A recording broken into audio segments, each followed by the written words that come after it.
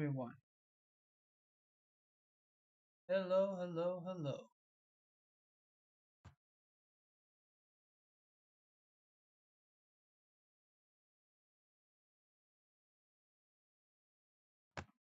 Welcome back to the Random Fandom. Welcome back to Marvel Rivals. Give me a second. I know you're seeing nothing but black, but give me a second. Um,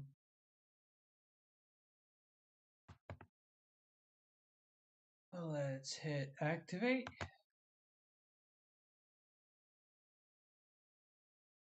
Okay, so obviously you still can't hear sound at the moment. Oh, hold on one second. Da, da, da,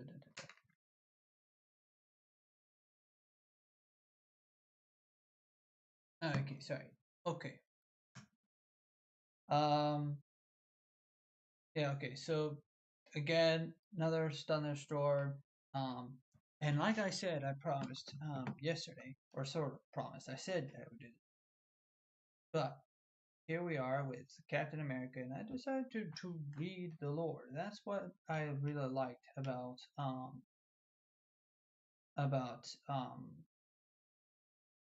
my streams here recently, is me reading out the lore.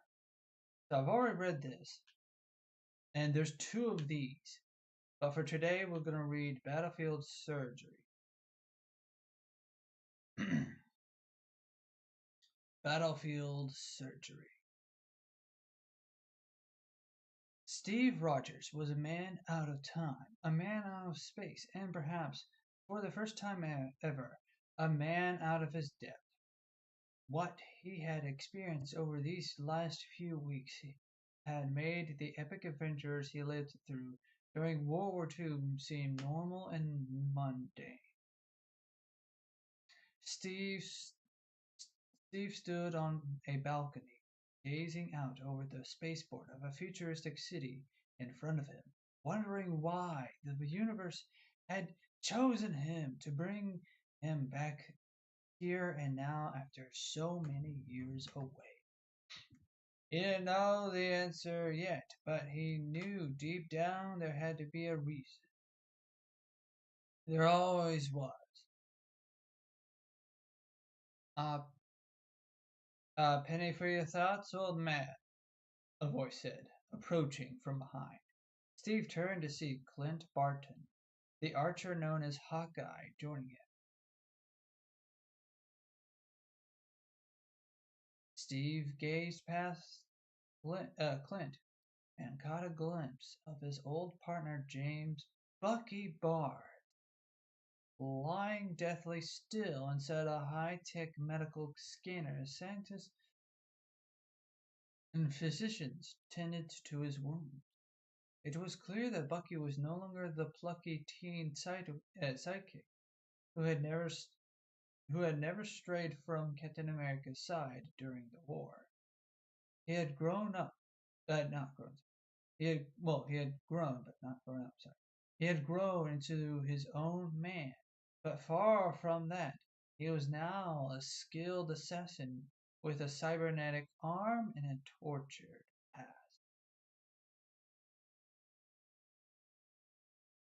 Developments Steve had missed while he was frozen inside a chunk of ice for the last century or so. During that time, Bucky had become the Winter Soldier, and Steve wasn't sure just how much of the boy he once knew still remained, especially after what Hydra had done to him.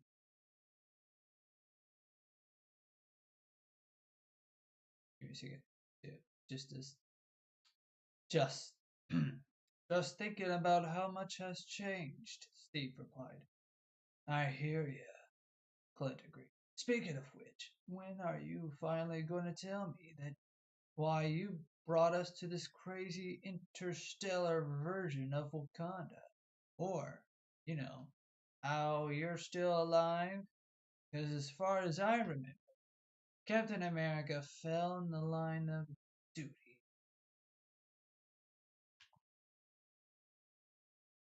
Now, as good as time as any, I suppose, Steve said, realizing that this was the first real downtime he had since he'd brought Clint and Bucky into his new strange world. Sorry, I'm adjusting the wire. There we go. Adjusting the wire that's attached to my headset on my mic. Didn't like how it felt when it's resting on when my hand's resting on it. I need to get something, I guess. Give me a second. Strange new world. Steve took a deep breath before he began to tell his tale. He started by regaling Clint with the story of his final mission during the war, when the plane he was on crashed into the Arctic Ocean. As the plane filled with water, he could feel his muscles freezing, his heartbeat slowing, and his vision blurring to white. And then nothing. For what seemed like an eternity. He didn't know if he was alive or dead until he didn't know if he was alive or dead until he found himself trapped inside a glass tube, freshly thawed out of a chunk of ice by a beautiful redhead with the slightest hint of a Russian accent. Natasha? Clint exclaimed. Steve could tell by his new friend's reaction that he had history with this mysterious woman. Give me a second. He wanted to ask Clint who she was. Let me put it away. There we go.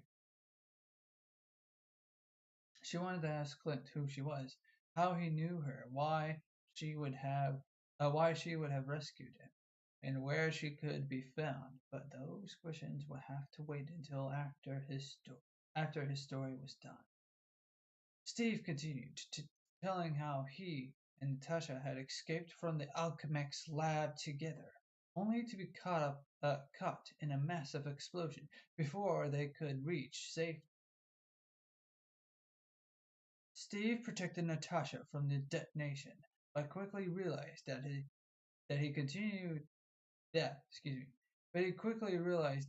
his continued presence would only put a target on her head. So he decided to disappear.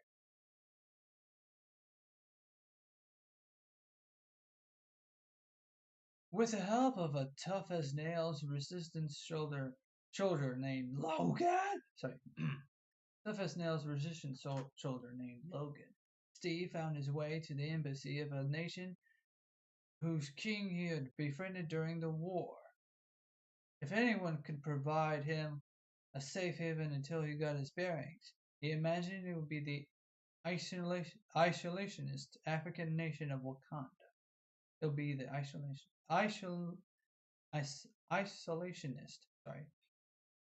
African nation of Wakanda. But when Steve and Logan arrived at the Wakandan embassy, it looked as though it had been abandoned for years. All that remained were the silent statues of former Black Panthers guarding their nation's proud legacy. Examining the statue of Ashinga, I don't know how to pronounce that, so forgive me. Ashinga, the first Black Panther. Steve took note of the inscription on its base. Since the birth of this nation. Oh, since the birth of this nation, our people have reached for the stars. At last, we have found them. Steve didn't know what that meant, but he would find out when Logan activated the high-tech Chemoyo bead. Yes, Chemoyo bead. Excuse me, I don't know how to pronounce that. Given to them by the resistance ally. A strange portal opened next to the sculpture of Bashinga, and Steve stepped through. In the blink of an eye, he arrived on the other side of the universe, finding himself in a city so advanced that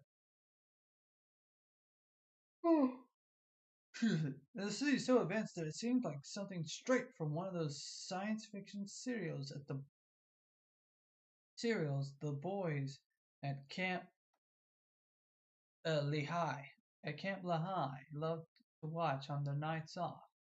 This was the intergalactic empire of Wakanda, and its monarch was waiting for him.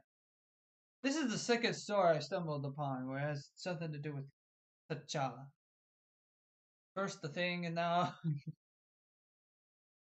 Captain America.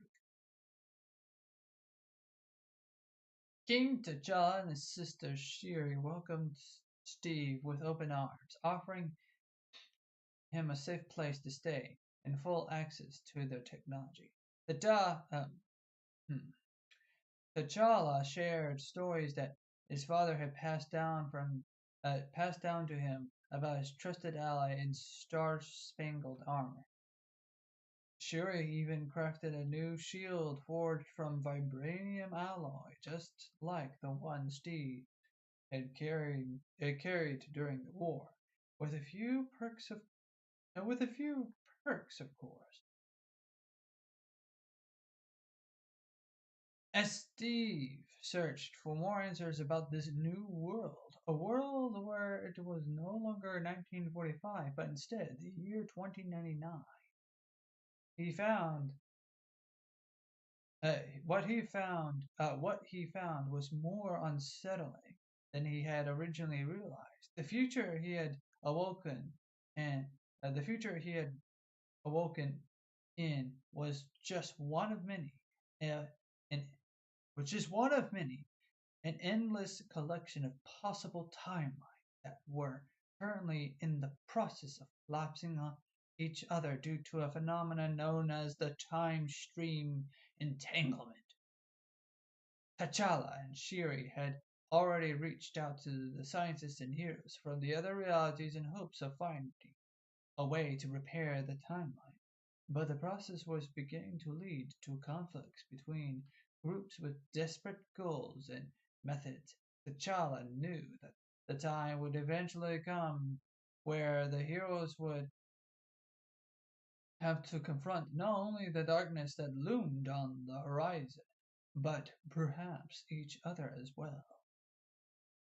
And so, he asked Steve a favor to gather the very best soldiers from across time and space and bring them to their fold. When Steve agreed, there was no doubt whose name would be first on his list.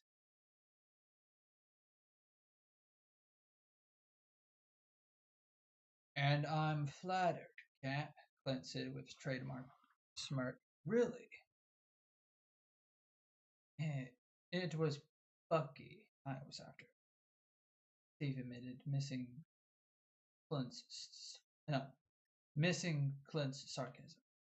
But I'm not complaining that you haven't to come along for the ride. He said.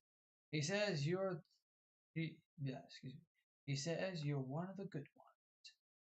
Truthfully, Hawkeye couldn't even dream of being insulted that he wasn't Cap's first pick. After all, this clearly wasn't the same version of Steve Rogers he had served alongside the Avengers years, for so many years.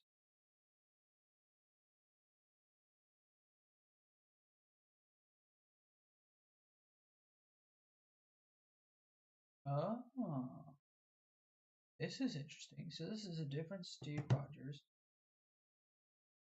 or or this is a different Clint.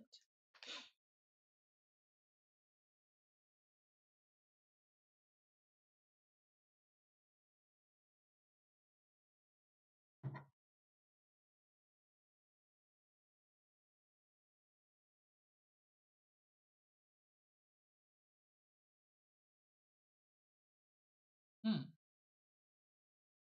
Okay, this tells me information. Okay, for so many years. That Steve had died trying to save. Excuse me. That Steve had died trying to save the world. The Steve in front of him now didn't even know that Hawkeye existed until a few days ago, when he jumped through time and space to save Clint and Bucky from certain death in the depths of a crumbling Hydra base before bringing them back to this bizarre future.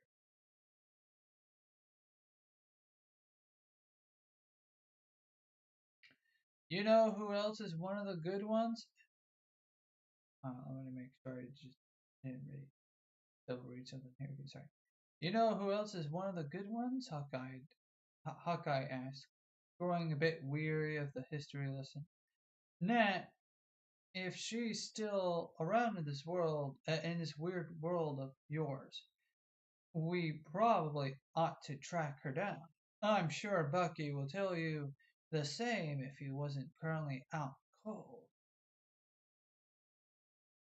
As if on cue, Steve and Clint heard a commotion behind them. They turned to see Bucky, who was now standing next to the med station that he had been lying in moments later. Wakandian doctors scurried about, not sure how their patient could possibly be on his feet in this condition. In his condition, Steve, Bucky said, straining to form words as he leaned against the scanner to steady himself. Something was wrong.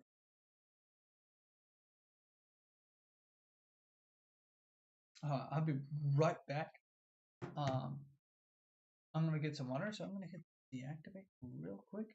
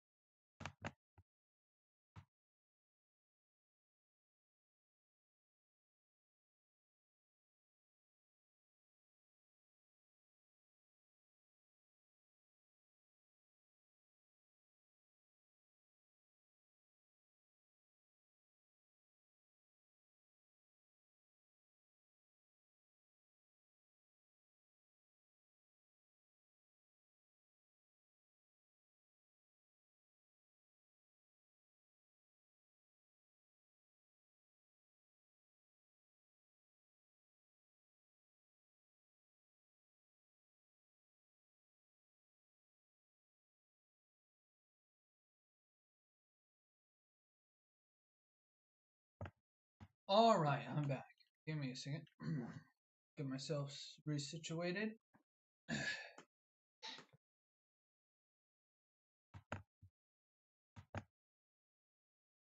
All right, you should be seeing this right now.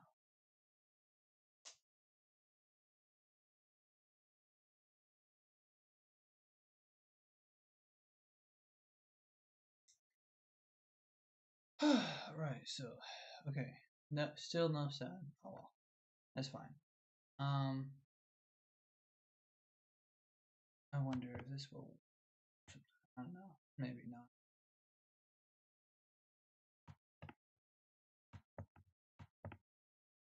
Bobbity doo doopy doo. I just want to check so that we're bobbity dobbity doo.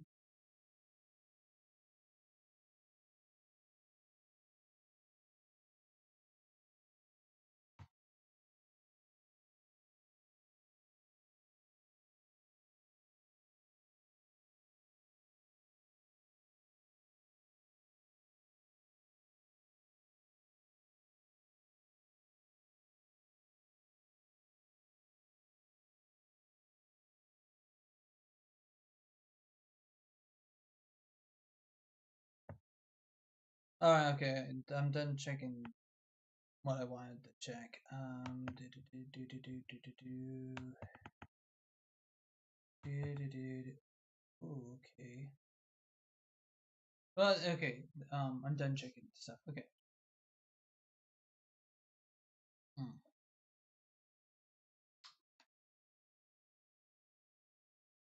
Something was wrong. What is it, partner? Steve asked with concern. Even though this wasn't technically the Bucky he had known for his whole life, Steve could still see, as clear as day, that his friend was struggling. Not feeling so good, Bucky said. It's like someone is whispering in my brain.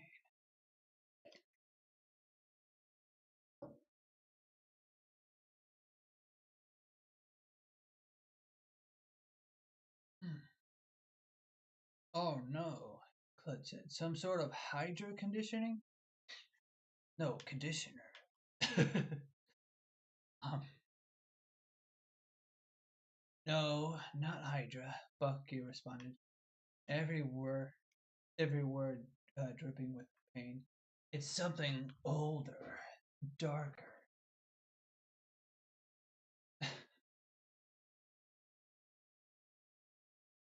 Oh, that works much better. What's this button do?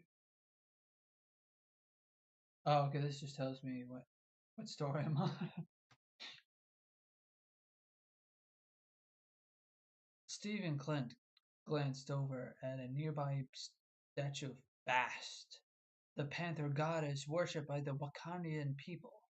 I think that's an Egyptian goddess. Not 100% certain. I'm not 100% like um I don't have all my knowledge on the different mythologies. But I'm assuming that's Egyptian. Oh, I see. I saw something.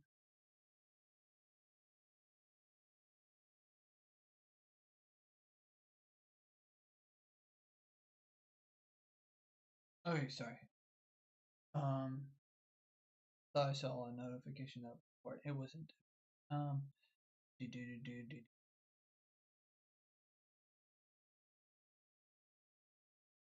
The panther god is worshipped by the Wakandian people and realized that its eyes had begun to radiate a deep red. Oh no, Bast is evil! That can't be good, Clint mused. Not at all, Steve agreed. As Bucky writhed in pain, his eyes began to glow the same red as the statues. Well, whoops, I was right. Bast might be evil.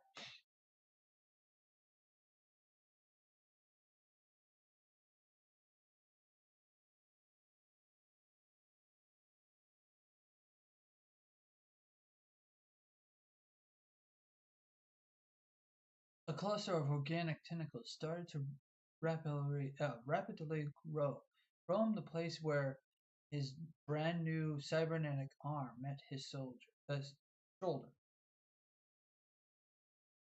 They intertwine with the technology of the artificial limb, seem to into seem to integrate into it as they transform the arm to something new entirely.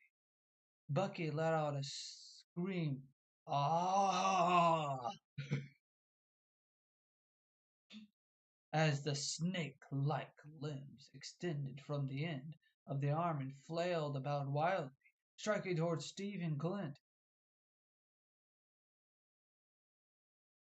I thought I cut those things off, Clint yelled as he dodged out of the way. It didn't take, Steve said, blocking the whipping appendages with his shield to prevent them from striking a Wakandian scientist. Innocents are in danger here. Let's take this battle somewhere more open. Without another word, Steve and Clint both ran at full speed toward the edge of the balcony and leapt down several floors to the spaceport below. Landing safely, they looked up and saw that the Winter Soldier was in hot pursuit, just as they had hoped. In hot pursuit. We need to get to the palace and alert T'Challa and Shuri, Steve said. Clint, Think you can pilot a Wakandian starship? I can pilot anything, Clint said with a wide grin. He ran over to one of the Wakandian crafts and leapt into the cockpit with the grace and skill of a circus acrobat. With the flick of a few switches, flick, flick, flick, the ship started to rise into the air, but before it could depart with the toward the Wakandian palace, it was ensnared by the tentacles extending from Bucky's arm. Oh no! Clint hit the thrusters, but the tentacles held the ship in midair. Bucky didn't even budge. Somehow drawing an intense amount of superhuman strength from the dark force possessing him. Suddenly, Captain America's shield ricocheted through the spaceport, gaining momentum with each bounce before finally slicing the tentacles in twain and forcing Bucky to release his grip on the ship. As Clint jetted off toward safer skies, Steve heroically leapt up and caught his shield in midair. "Snap out of it, Bucky," Steve said as he landed back on the ground, shield at the ready. "No," Bucky replied, as he instinctively retracted the wounded tentacles back into his body. They once again seemed to merge with the technology of his cybernetic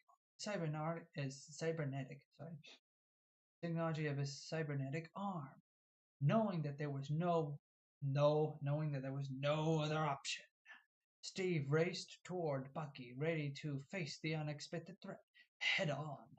Bucky matched Steve's sprint and rushed at his former partner, leaping into the air and raising his bionic fist ready to strike. Steve hoisted his shield, blocking the blow. The impact of vibranium on vibranium sent a shockwave through the spaceport that shattered every window within 100-meter radius. The clash that followed felt longer than World War II, at least to Steve, because they just imaginary fight scene happening here.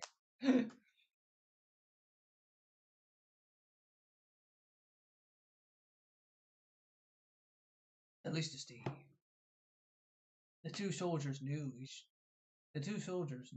other so well that neither could get a hit in that wasn't instantly blocked and countered. Despite their effort, they were getting nowhere. And while Steve Rogers knew he could do this all day. Sorry. And while Steve Rogers knew that he could do this all day, he wasn't sure how much longer Bucky could survive the dark forces that had taken control of him.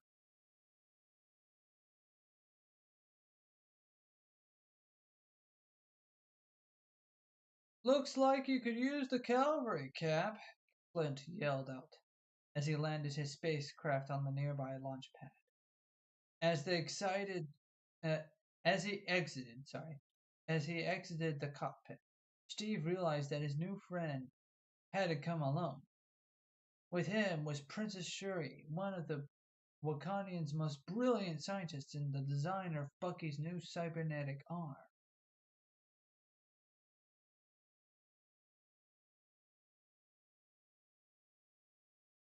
I have good and bad news. I have good news and bad. I did not read that right. Sorry.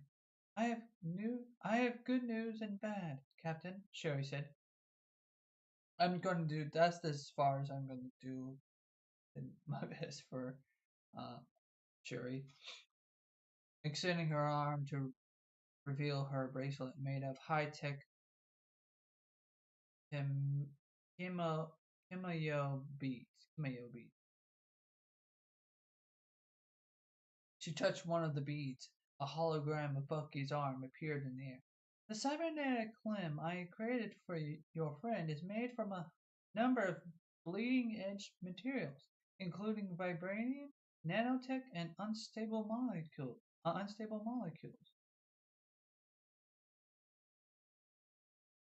Is that the good news or the bad? Steve asked, unfamiliar with anything other than vibranium. It is both, Cheery responded.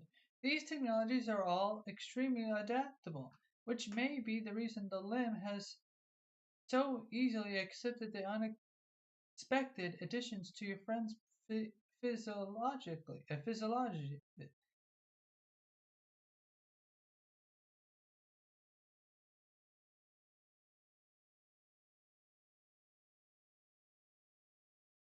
Phys, uh, physiology. Sorry, physiology. Phys, phys, physio, physiology. That's the best. Pronounce it. I'm sorry. That all sounds like bad news to me, Steve said. Ah, but these technologies also have a memory, Sherry continued. They work in unison to sync to the host's unique internal energy signature.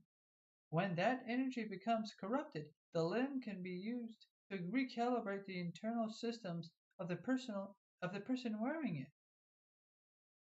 In other words, we can restore Bucky to sorry, to factory settings. Clint added. How do we do that? Asked Steve. The procedure requires a manual reset, Shuri responded. However, the likelihood that Bucky will allow you to get close enough to perform one seems slim. I don't need to get, Clint said. I just need, I don't need to, ugh. I don't need to get close, Clint said. Just keep him busy, Cap, and uh, I'll show you why you made me an Avenger.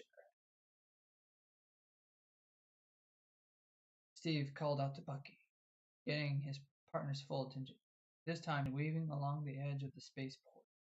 Buckley, uh, Bucky frantically lashed out at him, narrowly missing with every strike.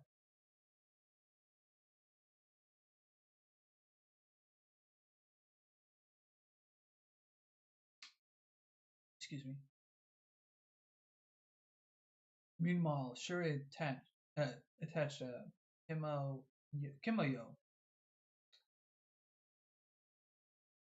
Kimayo bead to the head of one of Hawkeye's arrows. The bead, programmed with a kill code that would initiate a forced reboot of the arm's operating system,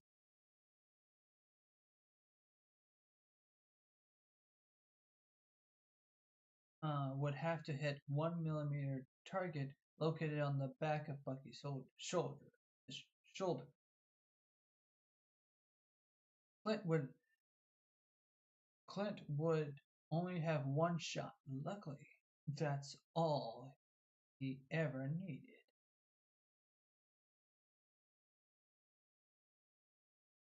Clint nocked his arrow and watched carefully as Bucky swung at Steve over and over. He waited patiently until his target was in the perfect position. Then he released the arrow, letting it soar toward Bucky's shoulder. I always stumbled on this word. I don't know why. Shoulder. With a perfect hit, the cybernetic arm instantly shut down and the tentacles, which had been flailing madly, dropped limp to Bucky's side. Bucky staggered from and then fell to his knee.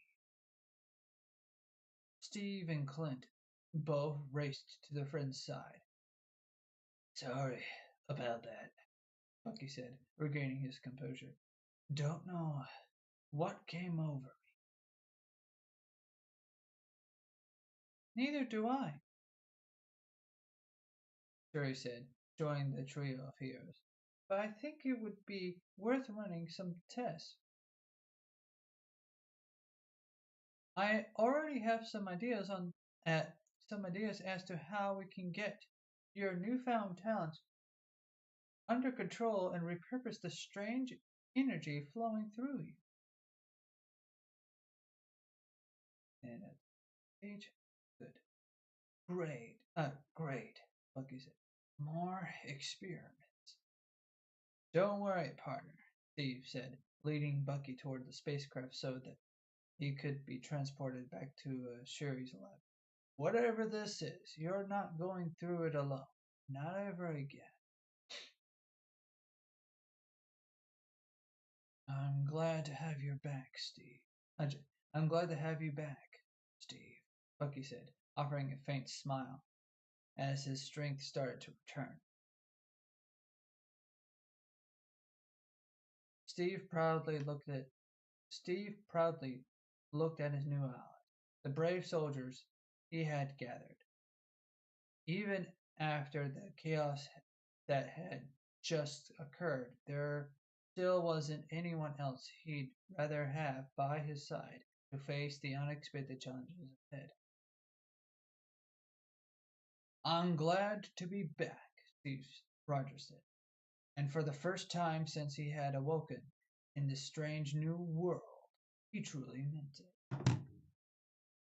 And let's see how much. Wow, okay. We've done a nice 36 minutes here. Um, tempted to do real power, but I feel like that we could save that for next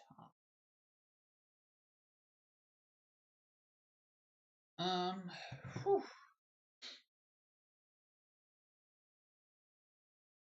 Yeah, I feel like we could save that for next time. Oh, excuse me. Um, you know what? We can. I guess we can game. Even though if you want to be able to hear any of the noise or any of the sound or any of the music. Well, let me see if I can deactivate it real quick. Oh, oh no. Okay. Yeah, let me see if I can. Okay, I do not like when he does that, so let me do this. I'll try to do one match. Give me a moment, you'll only see darkness. You should only see darkness here.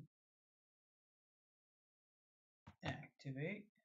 I said activate. That's still too much for this for my computer. Oh well.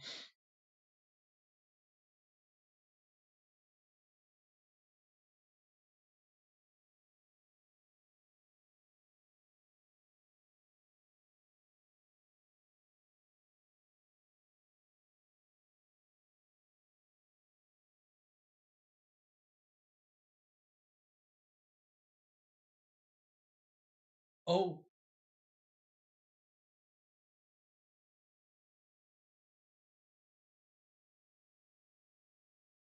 uh, they threw me right into the middle of a fight.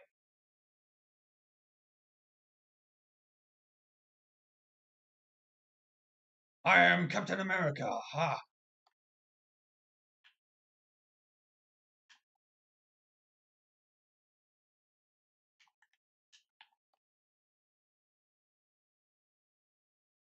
Oh, I need heals. I'm getting out of there.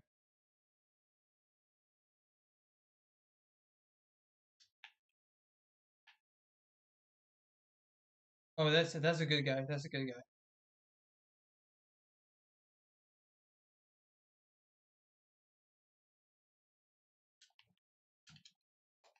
Can't see him.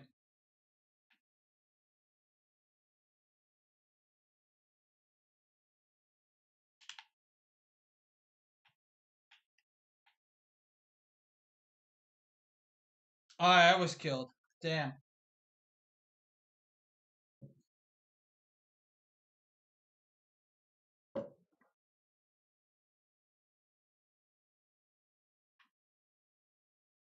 There's a fat lady?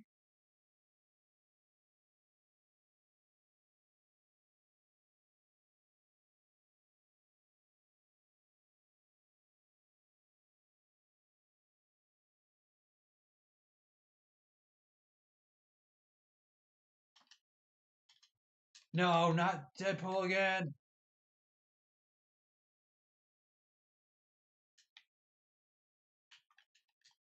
Whoops.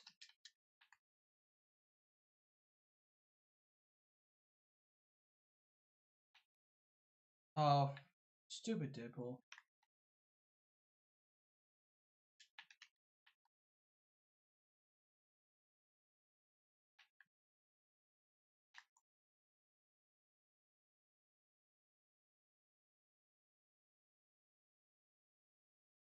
Yes, finally got a kill.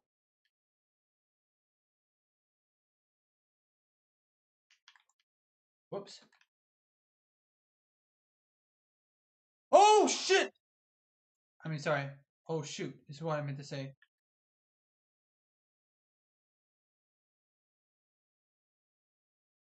I don't think so, Hulk.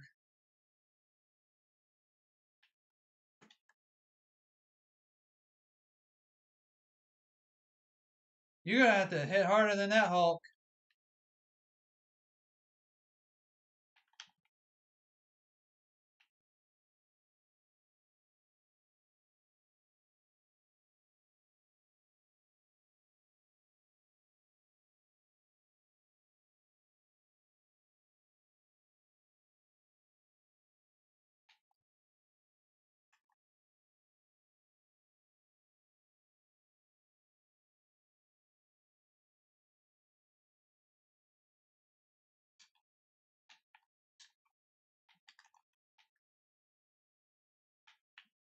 Oh, oh, damn. Oh, I got too excited there.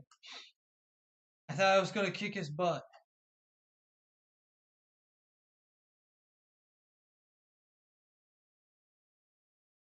But we've turned this tide. We have managed to turn the tide. We've managed to turn this tide. And it's all because of me. Ooh! This is overtime, but we could still turn this tide because I am Captain America.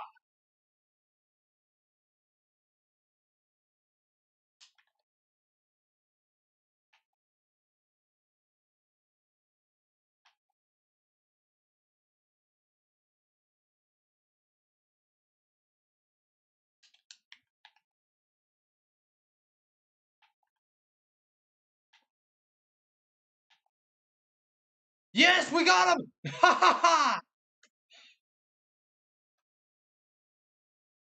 We're so awesome. We're so awesome. We're so awesome. See, look at him. He was the MVP, but you know what? That's good. Oh, I don't have my mic down. I don't think they heard me at all. But that's fine. That's fine. Yeah, I can only manage to do one match by the looks of it because of the internet connection. But you know, where's gaming? Where's gaming? Let's give up. Let's get up on them. Yeah, yeah. You know what? Let me see. Let me play one more match. I think we could play one more. The internet connection is not going to be. Actually, can I not do this? Change my mind? Nah, whatever. We're gonna still Captain America this. We're still gonna Captain America.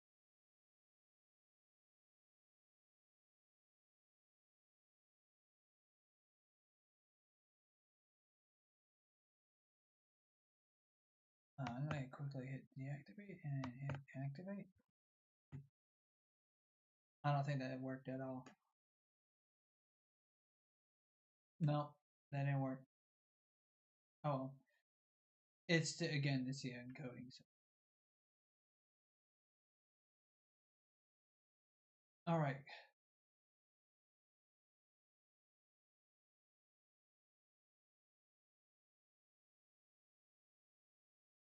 Captain America is already here.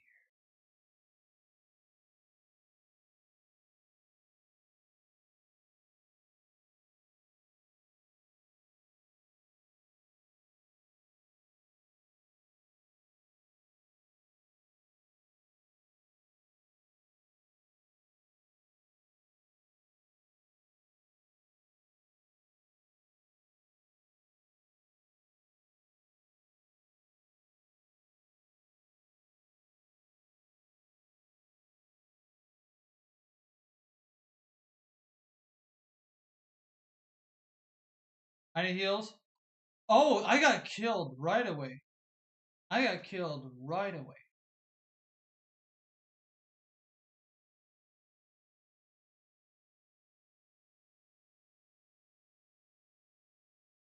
I wonder what that means. The fat lady isn't singing.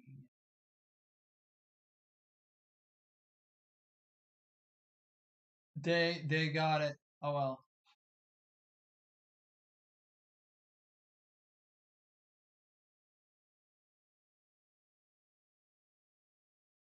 This is a shield, ladies and gentlemen. You're not gonna get past it.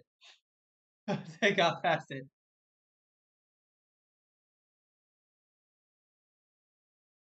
Wolverine's on it. Wolverine's on it. If their team wins, he's the MVP.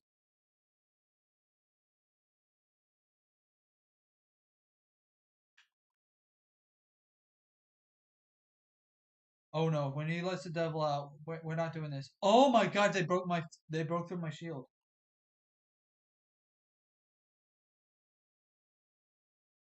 This is not.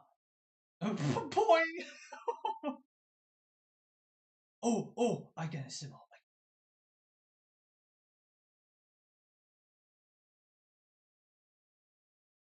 I think OBS just disconnected. Oh shit! They do not like Captain America.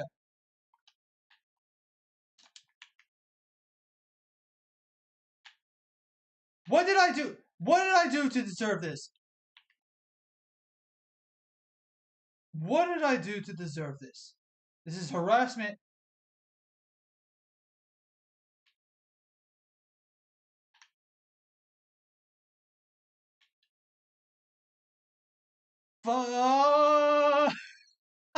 Oh my gosh! Everyone hates me. I did not deserve this. I did not deserve hate. I deserve love and affection from. No, we're losing this match.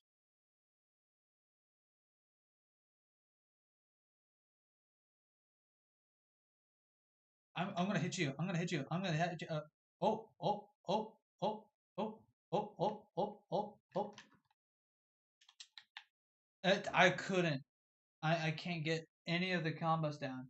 Not a single combo. What? This is too fast of a game for OBS to handle.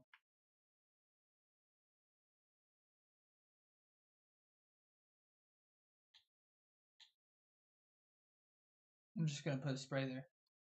Oh my goodness!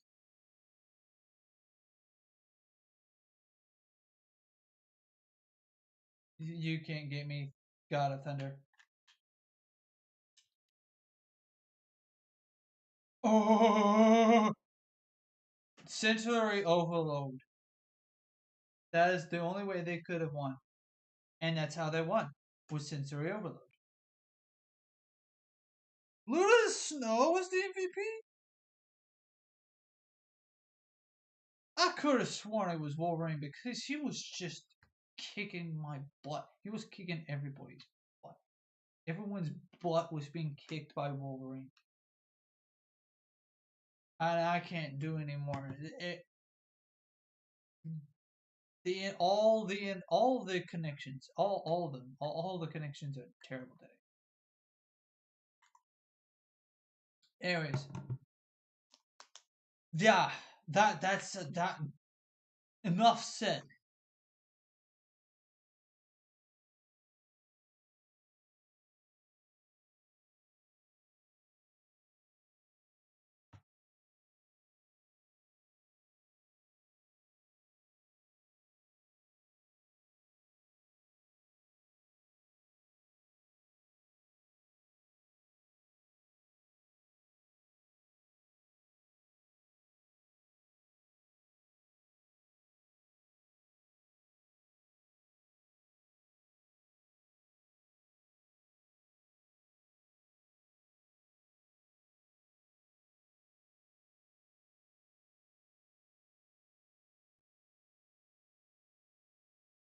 I don't know if you can hear me or not. Sorry, I had to check the settings.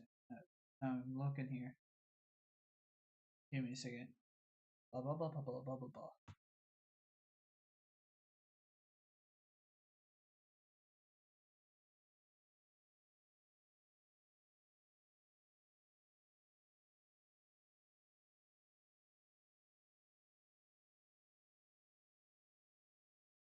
Yeah, well, anyways, this is the end of the stream. Enough said. That's it. That's just it. Enough said. Bye bye.